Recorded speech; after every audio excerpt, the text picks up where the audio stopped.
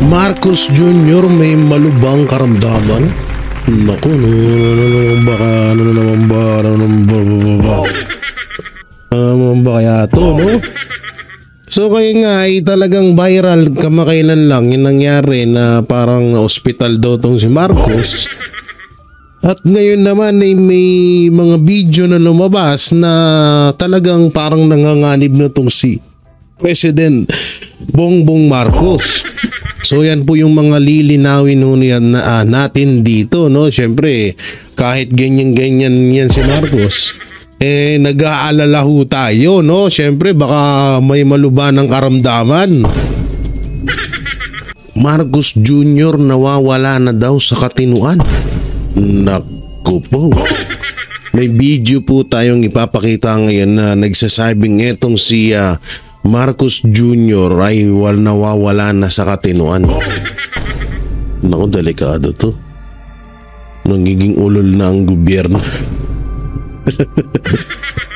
Ako po ay magbibigay reaction lamang sa video na mapapanood ko, at may video rin ako na ipapakita ho rin sa inyo na kung saan ay yung mga project or mga build project ni Pangulong Duterte, no?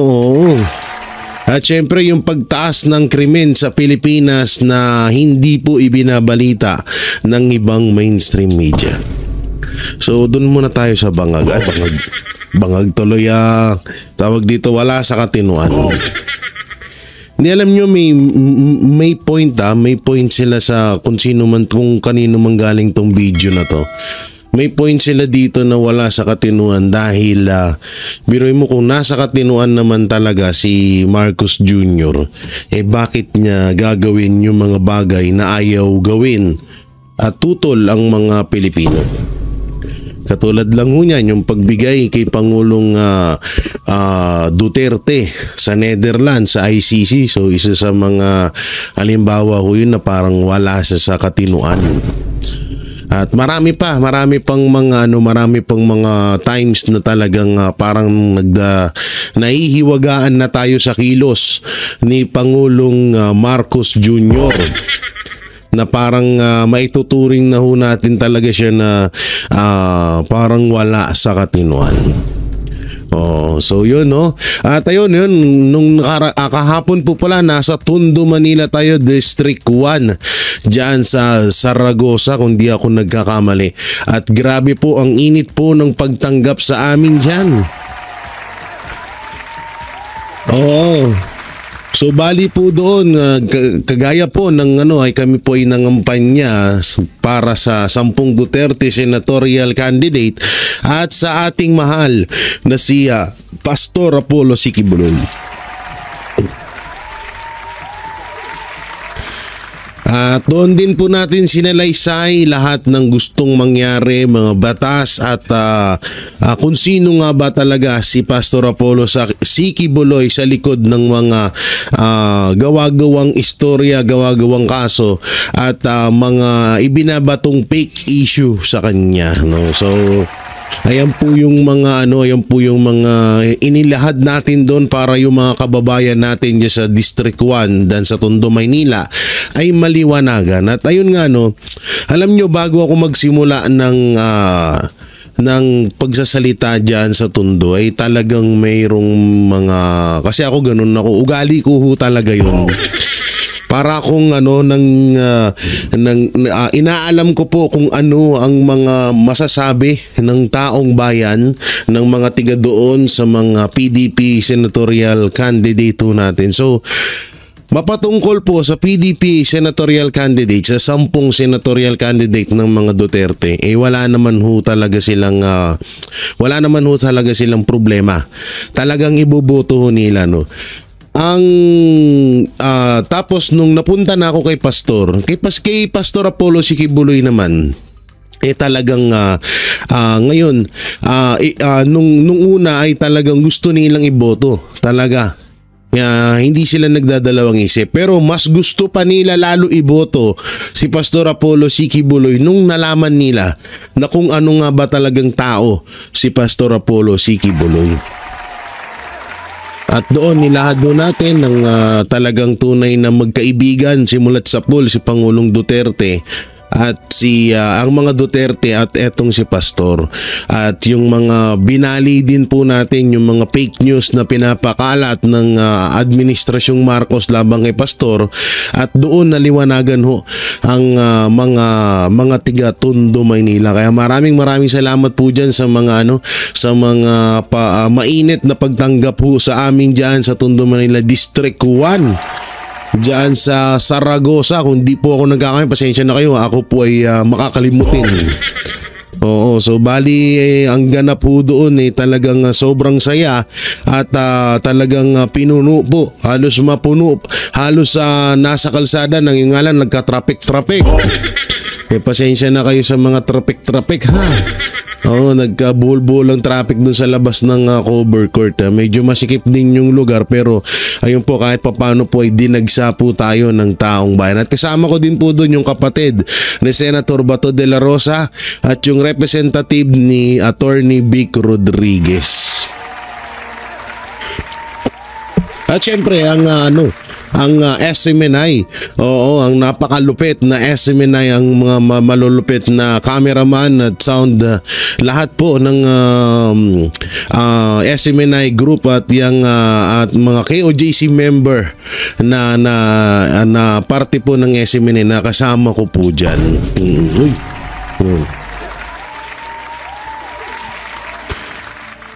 Tayo nga, hindi natin marami nga din nagsasabi na talagang daya na lang daw talaga ang magpapatalo sa Duterte senatorial candidate. Ayan yung pinaka-bisinisigaw ho doon sa Tondo, Maynila, na daya na lang talaga ang makakatalo sa mga pangbato ng mga Duterte. So samantalang at ito natalakay din ho natin ito at na-interview nga tayo ng SMNI mapatungkol ho dito sa mga pagtaas po ng krimen sa bansang Pilipinas. At ito nga isa po ang mga kapatid nating mga Muslim ang nagpatotoo kung gaano nakatalamak ang krimen sa bansang Pilipinas. So ito po, panoorin natin. Matapang na ipinahayag ng Muslim community sa Antipolo, Rizal sa lingguhang ayusin natin ang Pilipinas Nationwide Campaign Rally na hindi na raw nila nararamdaman ang tunay na seguridad ng mga Pilipino sa sariling bayan. Dahil dito, buo ang paniniwala nila na oras na upang mailuklok sa Senado ang buong Duterte senatorial slate. Mga lider na nila'y may tapang, malasakit at kakayahang tapusin ang lumalalang krisis at katiwalian sa bansa. Si Sheena Tornal sa Balita Live. Sheena.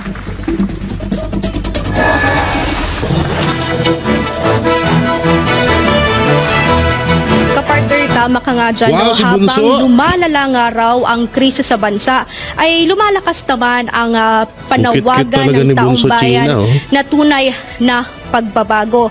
Dito nga sa Antipolo, Rizal, isang komunidad ang lantaran ng umaapela. Hustisya ang kanilang panawagan at leader na may paninitikan.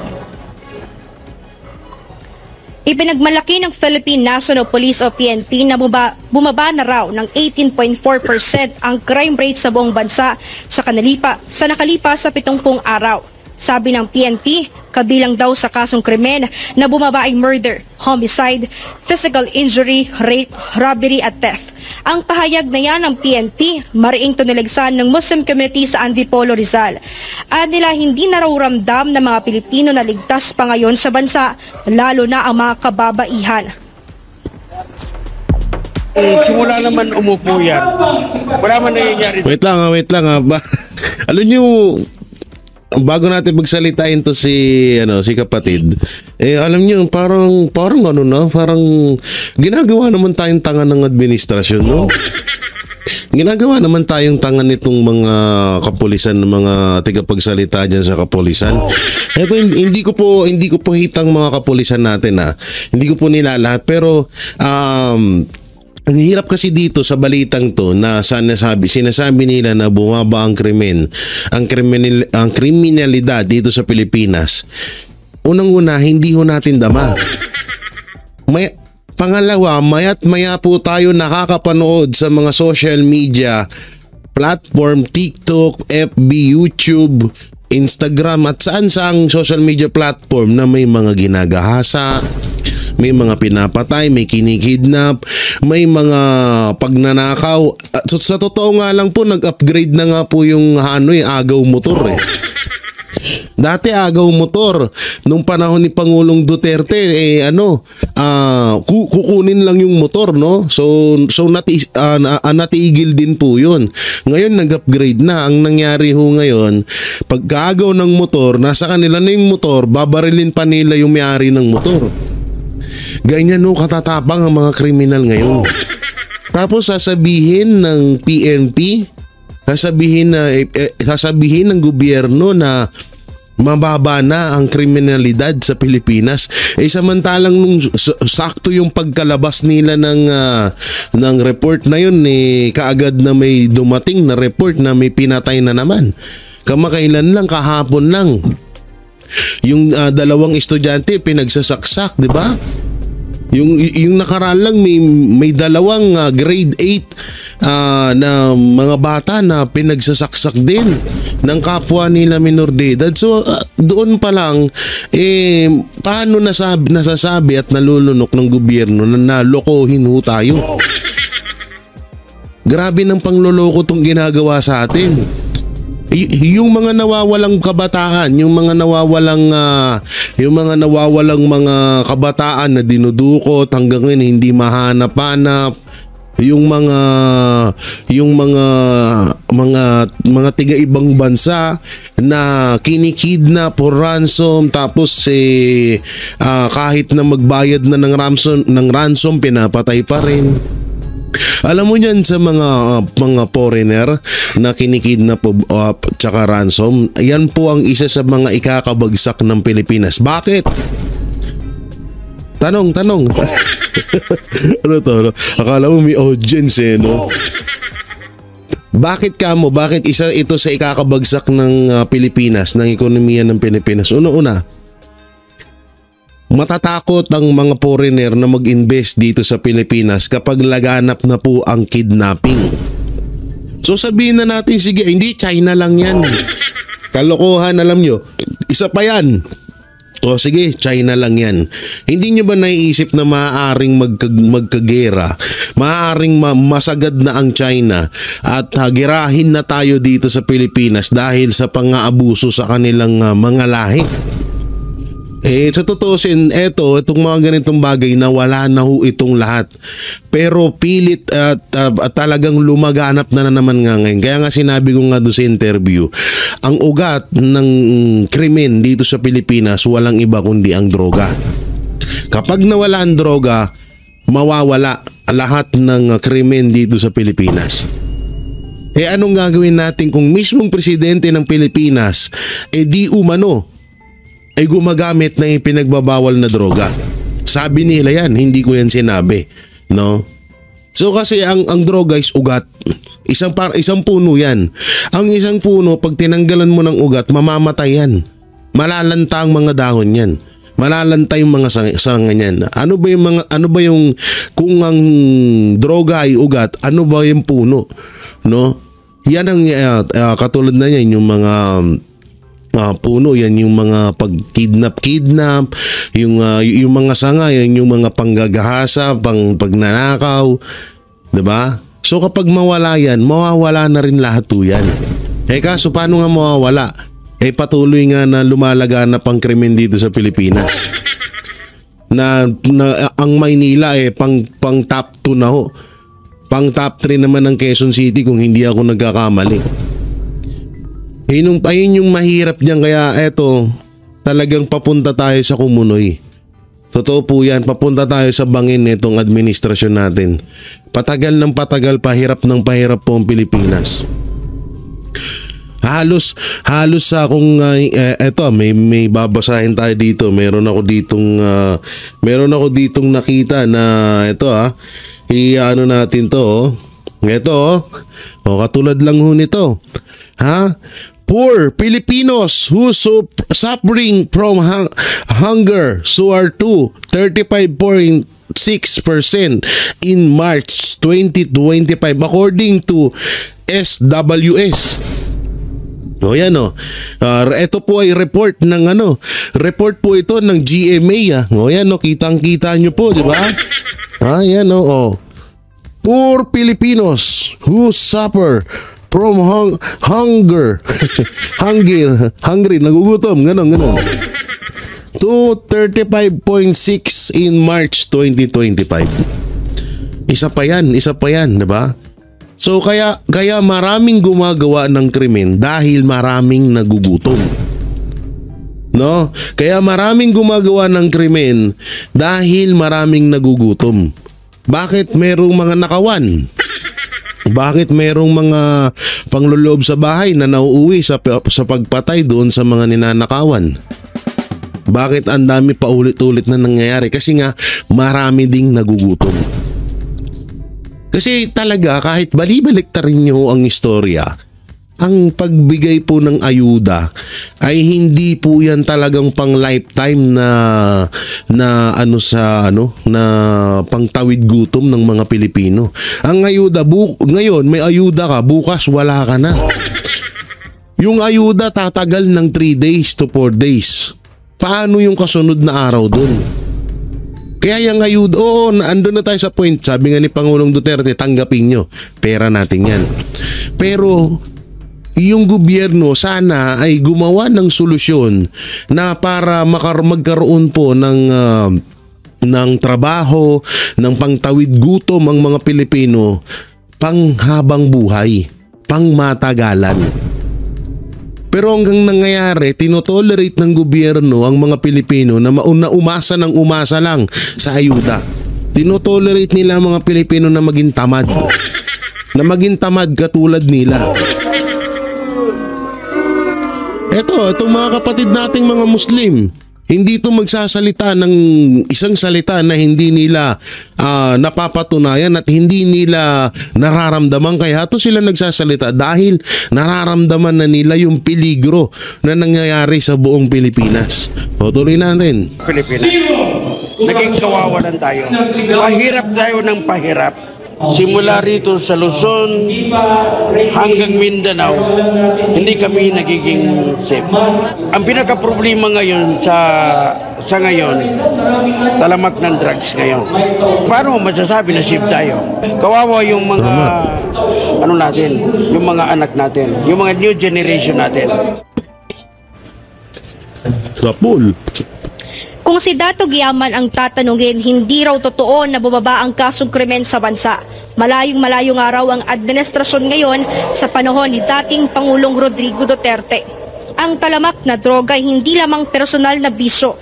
Isa itong ugat ng krimen, kahirapan at pagkasira ng moralidad ng lipunan. Nakakabahala nga ayon sa Muslim community na dawit sa krimen ng ilang pulis na dapat ay mga protektor ng bayan. Bago man pumasok na isang pulis, sumusumpa siya na siya ang tagaligtas natin. Kaso iba, yung mga ibang pulis, hindi ko nila lahat. Hindi na tagaligtas natin, tagapatay na sa atin. Sa amin sa Mindanao, sunod-sunod ng patay. Ang pinakamalungkot na nangyari sa Mindanao, ang pinapatay. Yung may mga magandang leader sa amin, pinapatay. Napakahirap gawin, maghanap ng isang leader na matino.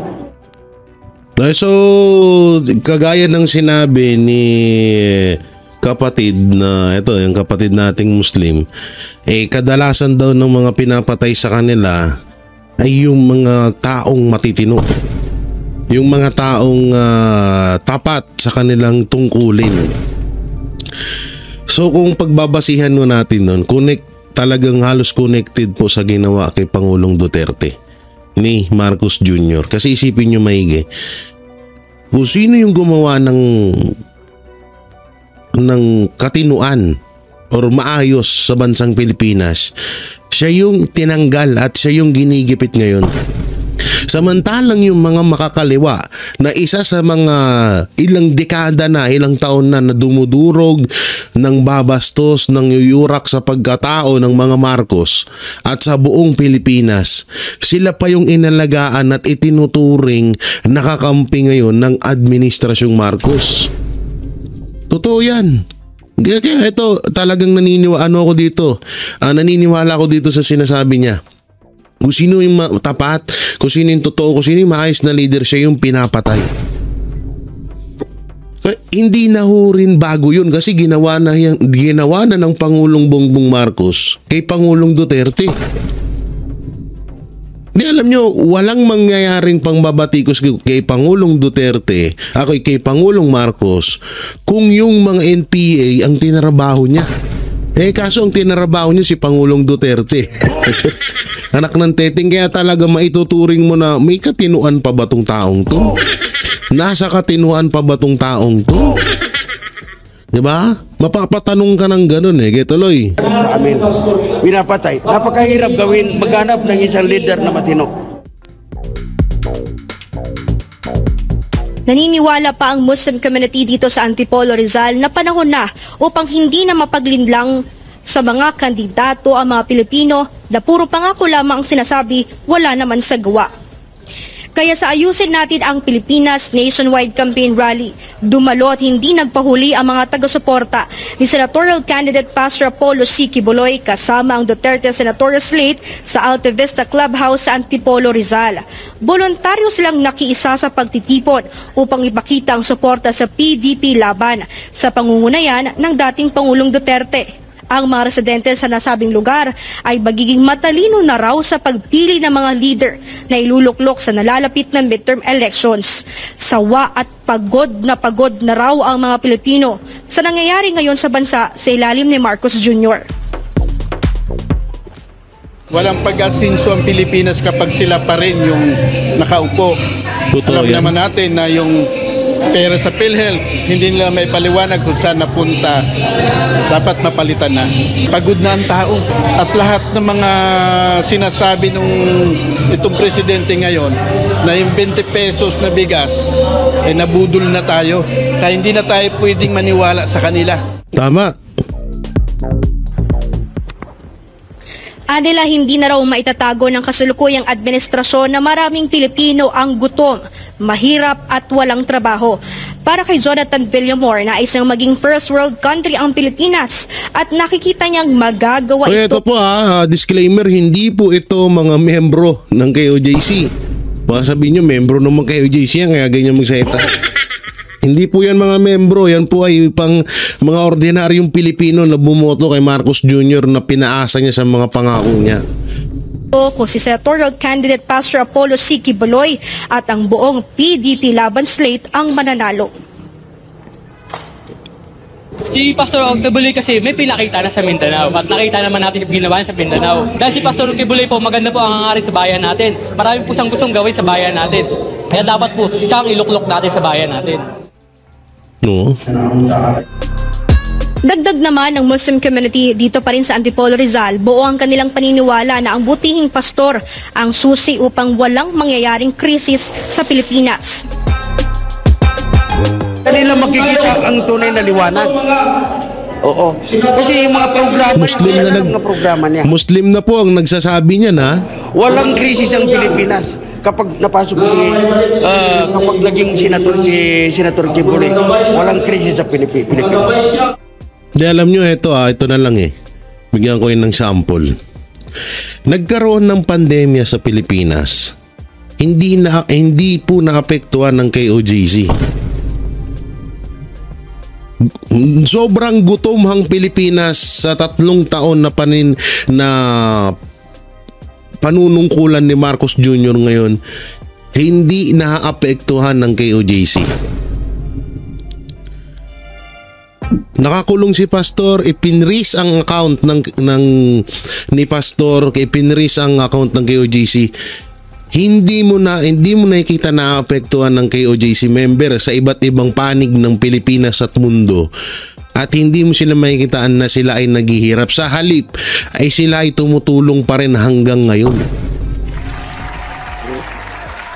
Ganyan po kalupit. So, bakit kayang gawin ni Pastor yun?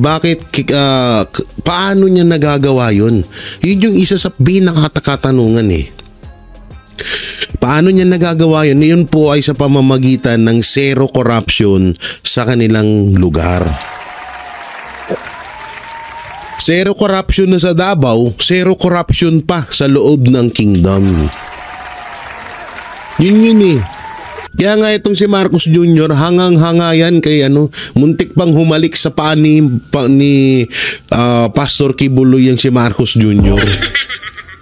Dahil nga pagpasok niya doon, wow, grabe dito. Kaya nga yung isang babaeng mukhang palaka, nagtuturo-turo daw yan sa helicopter. Pag dumadaan daw doon sa kingdom, basta hindi ko na lang sasabihin kung anong pangalan ng babaeng mukhang palaka ha. Basta siya, mukha siyang palaka. Mukha siyang palakang pagod. So kapag dumadaan daw ng helicopter, tinuturo daw yung kingdom, yung glory mountain, yung prayer mountain. That's mine, that's mine. Oh, that's mine daw. Akin yan, akin yan. Yan, akin yan, akin yan. Oh, yan na, gusto ko, akin yan. Oh, yan, kayang prayer mountain, gaganda ng bahay, may pink, may blue, may yellow, akin yan. Glory Mountain, naka-aircon ng buong Glory Mountain, buong bundok, naka-aircon, akin yan. Kaya talaga, alam nyo, at may ebidensya, may video, may picture na talagang hangang-hanga si Marcos Jr. dyan sa nagawa ni Pastor Apollo Kibuloy na kahit wala ho silang pondo. No, baka sabihin nyo, hindi, nangihingi yung naku po. Ito is speaking of nangihingi, ipaliwanag ko yun. Ang mga KOJC member, may kanya-kanya silang tungkulin. At tinatawag na paano ko ba ito madideliver ng may mga doon sila nagpo-focus sa paninda. Halimbawa ako, KOJC member ako. Sa kagustuhan kong makatulong para sa amin, kasi yung pagmamayari po, mapa-helicopter, motor, lupa, kingdom, glory mountain, prayer mountain, wala pong may-ari niyan.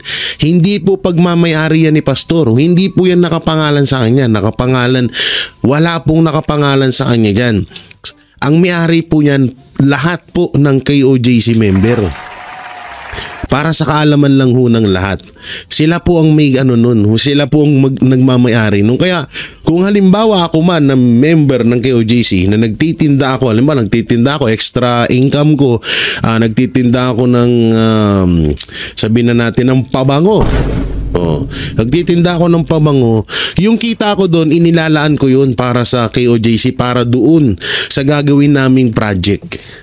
No? Yun yung doon, yun yung maganda ho doon. At kaya nga tinawag na zero corruption kasi lahat ng pera na dumadaan sa kung saan na para sa kingdom, ay lahat po ng pera na yun inilalaan nila. Tignan mo.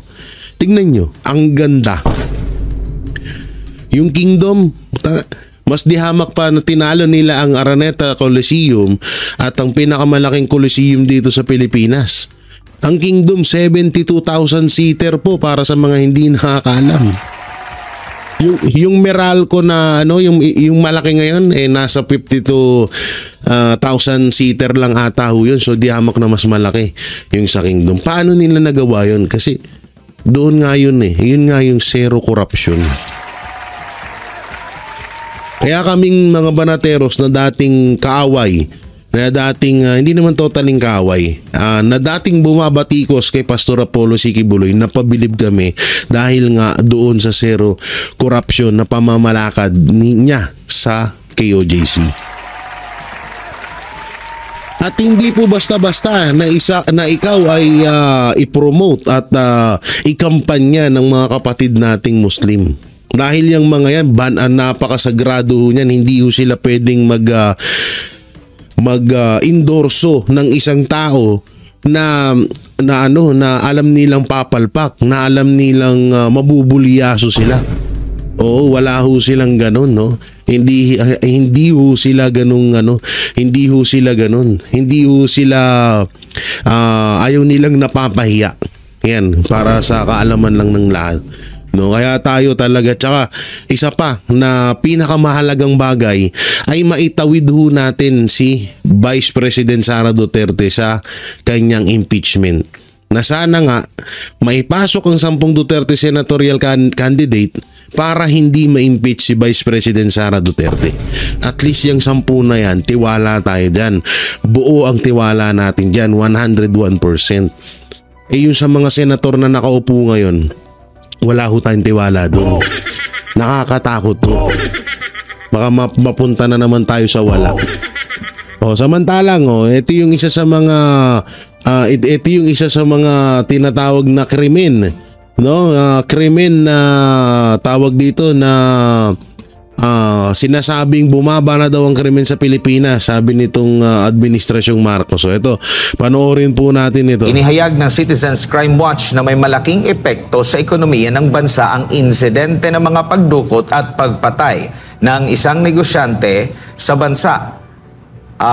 Dahil sa krimen na ito, posibleng maraming mamumuhunan ang matakot at hindi na maglagak ng puhunan sa bansa. Narito ang balita ni Verhil Parba.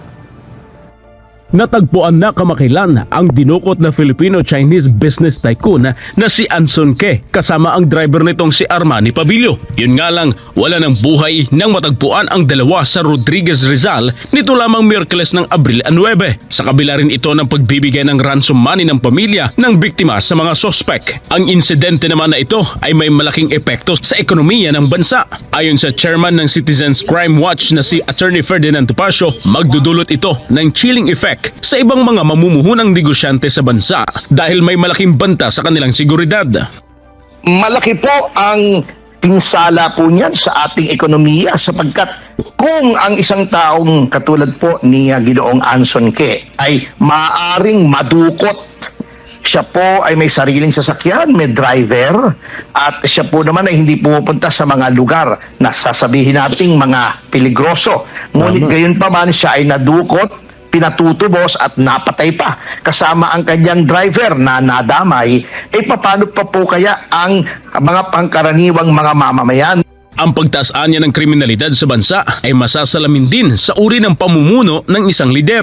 Dahil kung ang lider anya ay may paninindigan sa batas, makikita raw ito pati sa mga mismong mamamayan. Hindi, kaya nga yung sinasabi natin, yung mga katulad niyan, yung vlogger na Russian vlogger na nanarantado dito sa Pilipinas, nagtitrip.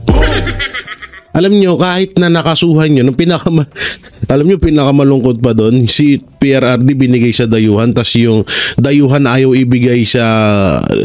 ibalik sa lugar niyo. Ang nakakalungkot yung ganun, no? Hindi daw ipapadeport. Pero yun, katulad na lang yan, bakit patuloy ang krimen sa Pilipinas? Bakit parang hindi nire-respeto ng ibang mga lahi at mga kriminal, mga drug lord ang administrasyong Marcos? Bakit nga ba? Kasi ganito. Unang-una, binigyan nila ng daan yung mga kriminal, yung mga drug lord, yung mga taong halangang bituka na makagawa ng kanilang gawain na illegal dito sa Pilipinas. Kasi una-una, saan nakapokus ang PNP? Saan nakapokus ang administrasyong Marcos? Wala, kundi sa mga Duterte. Wala silang ibang achievement. Wala silang build project, hindi nila tinututukan ng droga. 'Di ba? Hindi nila patuloy ang pagmura ng droga at pagdagsa ng droga sa Pilipinas. Asan sila? Asan sila at anong ginagawa nila? Nakatutok lang sila. Ang Congress, ang Senate, asan sila? Ang buong gobyerno, asan sila? Nakatutok lang sila sa mga Duterte. So paano malalaman ng administrasyong Marcos at paano nila masusolusyonan ang pagbaba ng krimen sa Pilipinas kung nakatutok sila sa mga Duterte? Yun.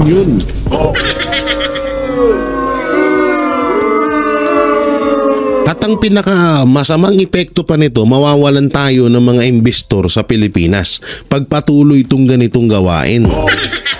Diba? Pag patuloy itong ganitong gawain, kawawa ho tayo dito.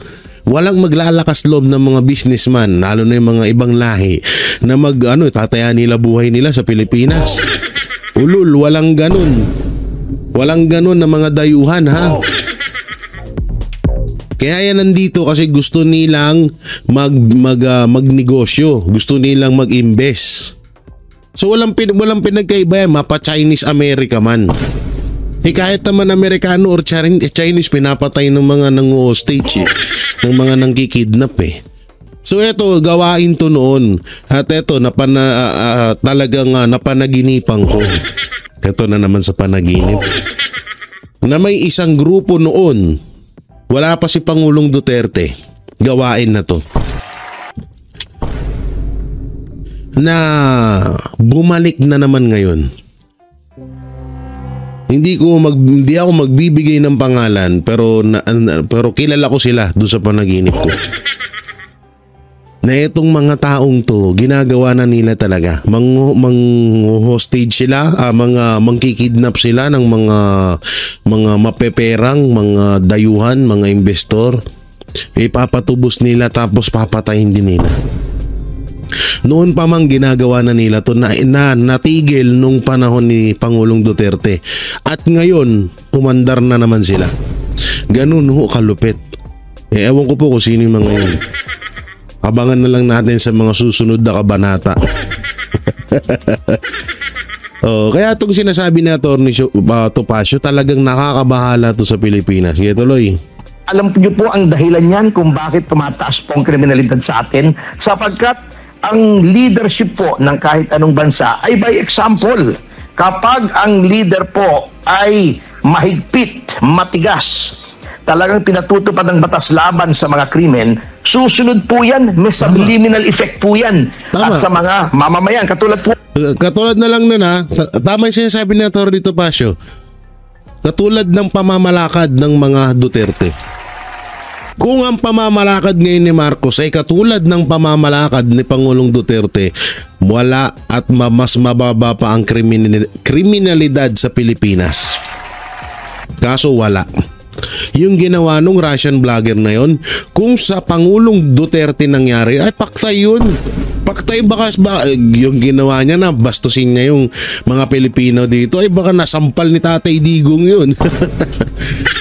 Baka nasampulan ni Senator Bato yun. Kasi nga, kaya tayo dinadagsa ng krimen, kaya tayo tumataas ang krimen sa Pilipinas dahil hindi nga sila takot sa Administrasyong Marcos. Dahil ang Administrasyong Marcos ay sobrang matatawag nating napakalatoy or tinatawag na napakalamya, napakalambot sa mga kriminal. Ang masakit pa nga nito, kung sino yung talagang dapat nakakatulong sa bansa, yun yung nagigipit. Yung mga kriminal, ayun, pag-alagala sa gobyerno. Ngayon, ako ay nasa Singapore. At dito po sa Singapore, kahit maiwanan nyo yung kahit anong gamit ninyo, ako po ay nakalaglag ng wallet, ngayon lang dito. Ibinalik po kagad nung nakakuha, hinabol pa ako. At dito po, kahit alas 2, alas 3 ng madaling araw, maglakad kayo, wala pong gagalaw sa inyo. Kahit kayo babae, kahit kayo mag-isa, kahit kayo bata, wala pong gagalaw dito. Yan po ang ehemplo po ng leadership, ng isang leadership na matibay at malakas. Dagdag pa ni Topacio na ang pamahalaan ay naging perfect example ngayon sa paglabag ng saligang batas, kaya di katakataka na laganap ang krimen kahit saan.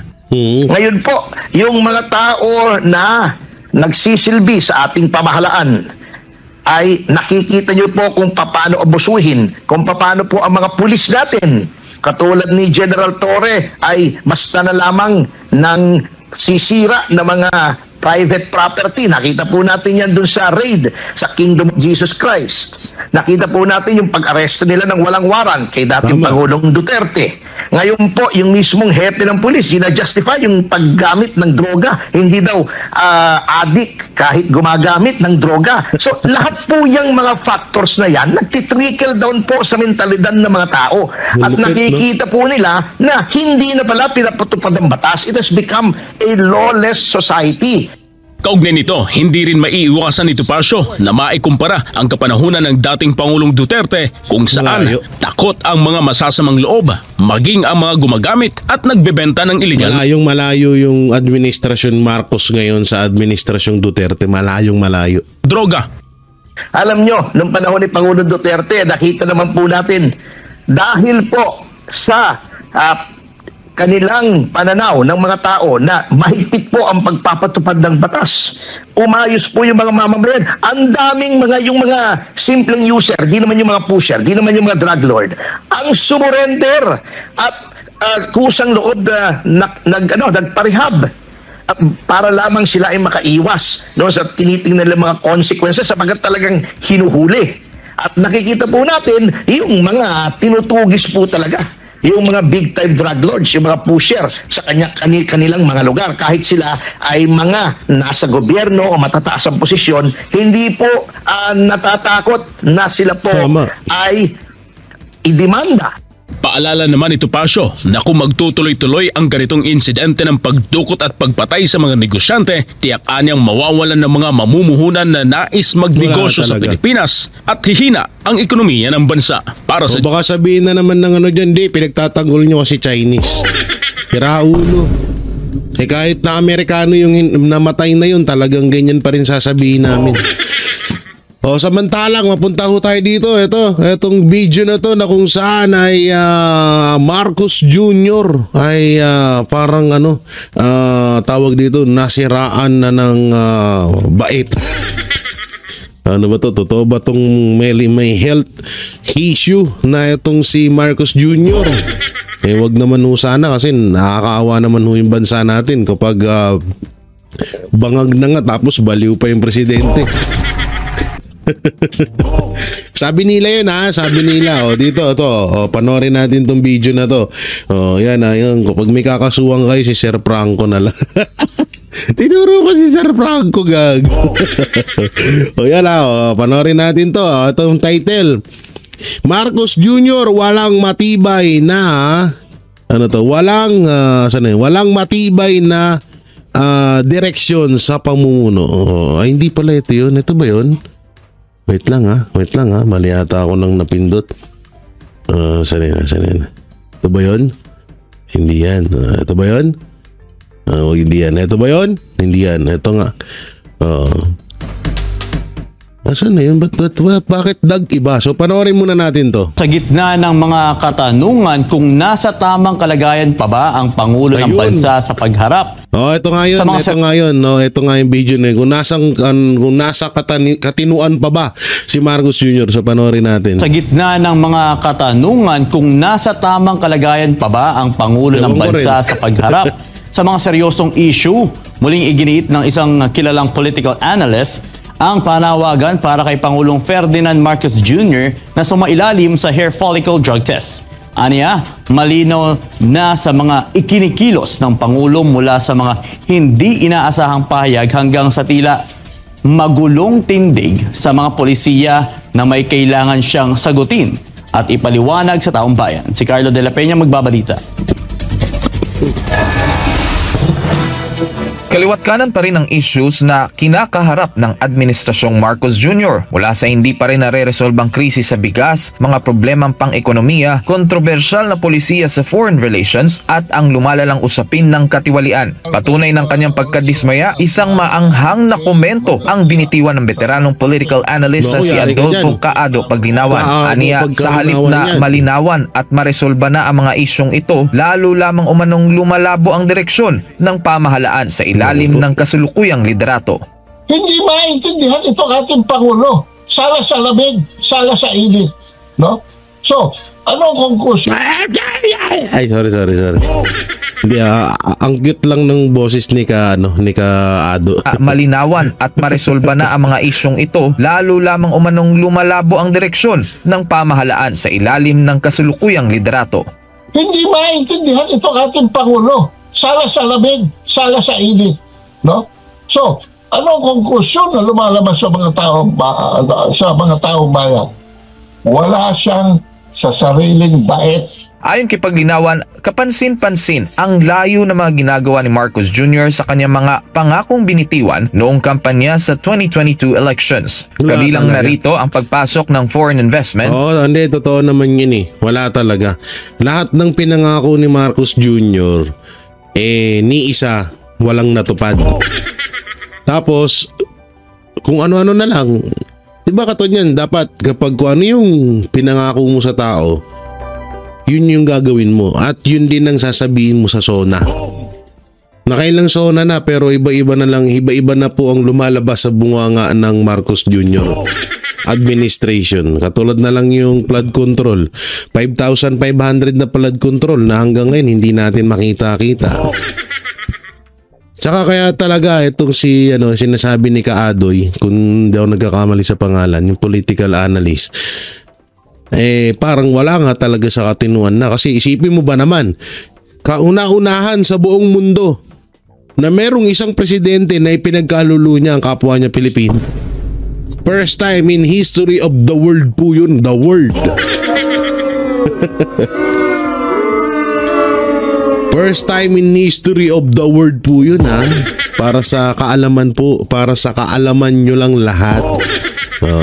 Pagpapalago ng ekonomiya lalo na sa sektor ng agrikultura, pagbagsak ng presyo ng bigas sa 20 pesos kada kilo, pagsugpo sa korupsyon at pagpapatuloy ng legasiya ng dating Pangulong Rodrigo Duterte.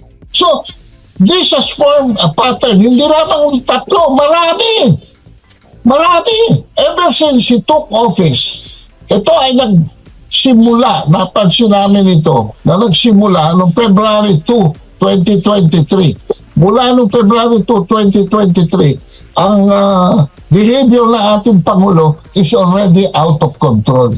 Dahil dito ay muling ipinanawagan ni Paglinawan na kung maaari ay sumailalim na si Marcos Jr. sa isang hair follicle drug test upang matuldukan na ang paulit-ulit na isyong gumagamit umano. Hair follicle drug test tapos DNA test. Bakit ko ba nasabi ang DNA test? Basta may alam ako dyan.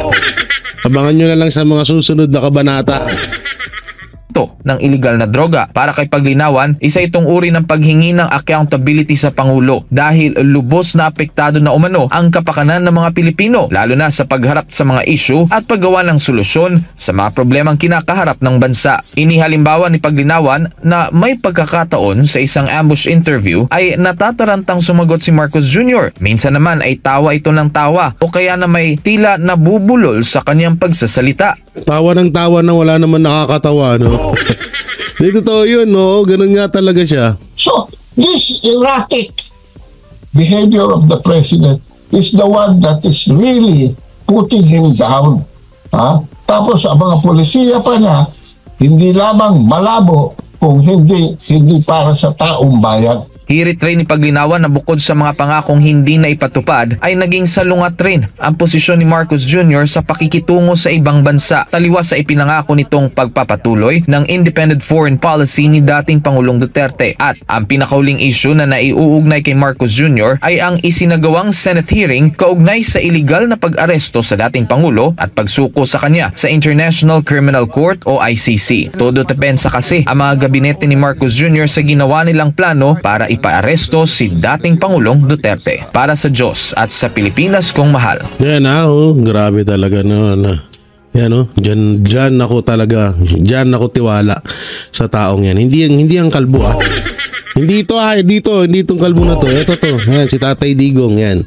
Paano ba natin yan? Ito si Tatay Digong. Yan ang pinagkakatiwalaan kong tao na nagmahal sa bansang Pilipinas.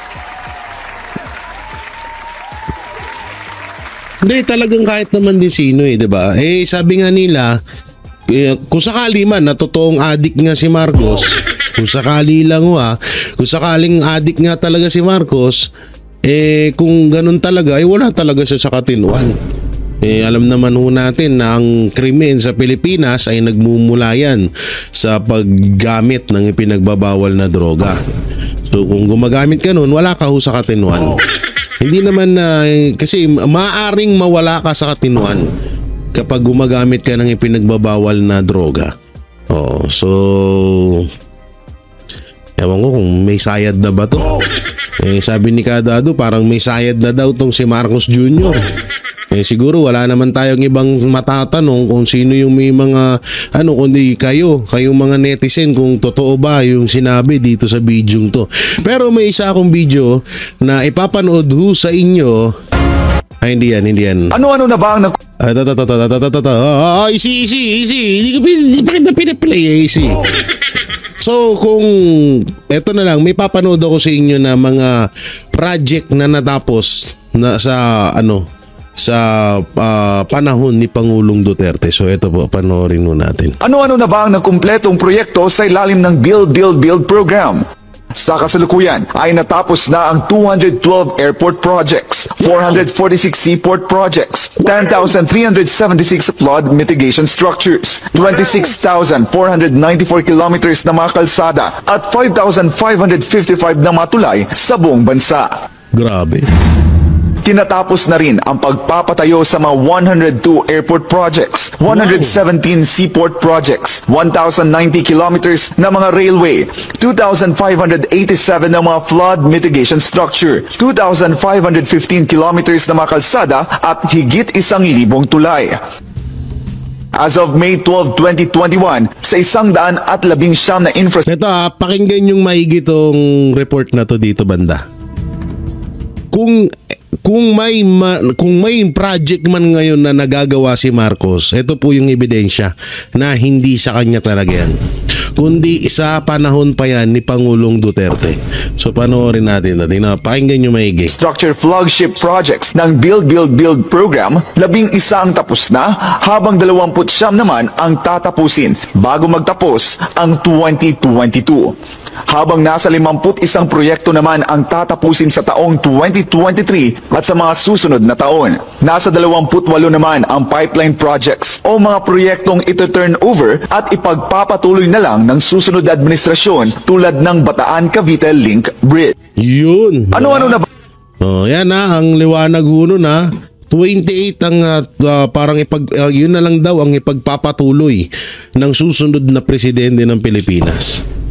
Ang masakit nga ho dito, may pinagpatuloy ba? Yung pinakamasakit yan, may pinagpatuloy ba? May natuloy ba? Wala. Umiikot lang ang buong Pilipinas sa issue ng mga Duterte. Umiikot ang hindi pala Pilipinas, ang gobyerno sa issue ng mga Duterte. Doon lang sila. Yun lang yung pala paulit-ulit nila, paikot-ikot sila doon. Tapos yung pera ng Pilipinas, kuha sila ng kuha. Ito na lang sample. Nagkaroon ng pandemya sa Pilipinas. Ni minsan hindi nagbenta ng ginto si Pangulong Duterte. Sobrang hirap na ho tayo nun. Sobrang krisis na talaga ang nangyari sa Pilipinas. Pero hindi nagawang magbenta si Pangulong Duterte. Sa halip ay sinulusyonan niya ng walang nawawala sa Pilipinas. Ganun kagaling si Pangulong Duterte. Tapos magugulat tayo ngayon sa pangatlong taon ng termino ni Marcos Jr. nagbenta ka ng ginto na wala naman wala namang nangyaring krisis sa Pilipinas. O baka sabihin nyo mga tanso vlogger, hindi kasi pagbaba ni Digong malaki utang. Putang ina, siya nga 6 years magkano lang utang na iniwan niya kay Marcos, nagkaroon pa ng pandemya. Ngayon nga lang 3 years. 3 years pa lang si Marcos, walang partida, wala pang pandemyang nangyayari. Huwag naman sanang mangyari pa ulit. Anak ng teteng, magsa-17 trillion na utang ng Pilipinas. Gago ka ba? Kaya huwag nyo kaming paandaran. Tingnan nyo, doon na lang sa pagkakataong yun, sa nangyaring yun. Ang pandemya na nangyari sa panahon ni Pangulong Duterte, buong Pilipinas. Buti na nga lang ngayon pa bugso-bugso lang. May nangyaring bagyo sa Bicol. Hindi yun mahirap para sa administrasyong sa isang administrasyon. Ang pinakamahirap yung buong Pilipinas naghihirap. Dumadaan sa isang pandemya. Pero pero hindi nagawang magbenta ni Pangulong Duterte. Pero bakit si Marcos Jr. nakapagbenta ng gold na wala namang nangyaring pandemya? Doon na lang napakaliwanag hunong. Hindi ko na siguro kailangan pang i-explain ng mabuti at todo, pero alam ko naman na alam nyo yun. So yung mga banateros, mga kabiyaya, anong makukomento nyo? Si Marcos Jr. nga po ba ay wala na sa katinuan? I-comment nyo lang po dyan sa baba at kung anong masasabi nyo, babasahin po natin yan.